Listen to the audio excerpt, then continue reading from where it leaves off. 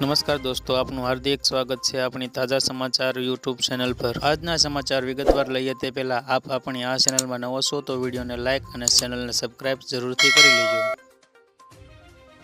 અંબાલાલ પટેલની ભયંકર આગાહી, ગુજરાત પર ઘેરાયું મહાસંકટ। આ તારીખે દેશમાં એક નહીં પણ આવશે બે વાવાઝોડા। અરબ સાગરમાં ચક્રવાતની આગાહી। ગુજરાતમાં છેલ્લા કેટલાક દિવસોથી વાતાવરણમાં પલટો જોવા મળી રહ્યો છે। સૌરાષ્ટ્ર સહિત અનેક સ્થળે ગાજવીજ સાથે ધોધમાર વરસાદ વરસ્યો હતો, જેના કારણે ઉનાળુ પાકને મોટું નુકસાન થયું છે। આ દરમિયાન હવામાન નિષ્ણાત અંબાલાલ પટેલે ચોમાસાને લઈને ફરી મોટી આગાહી કરી છે।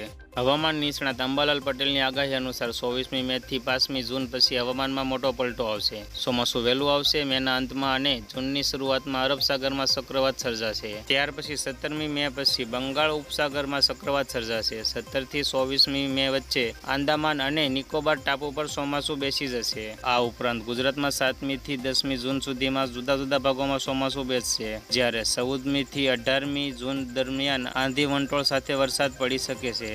હવામાન વિભાગે શું આગાહી કરી? ભારતીય હવામાન વિભાગ IMDએ દેશમાં ચોમાસું ક્યારે બેસશે તેનું અનુમાન અને તારીખ જણાવી છે। હવામાન વિભાગ અનુસાર દક્ષિણ પશ્ચિમ ચોમાસું 31મી મેની આસપાસ કેરળમાં પહોંચવાની શક્યતા છે। દક્ષિણ પશ્ચિમ ચોમાસું સામાન્ય રીતે 1લી જૂને કેરળમાં લગભગ 7 દિવસના આગળ પાછળના વિરામ સાથે પ્રવેશવાની શક્યતા છે। આ પછી તે સામાન્ય રીતે ઉત્તર ભારત તરફ ઝડપથી આગળ વધે છે અને 15મી જુલાઈની આસપાસ સમગ્ર દેશને આવરી લેશે।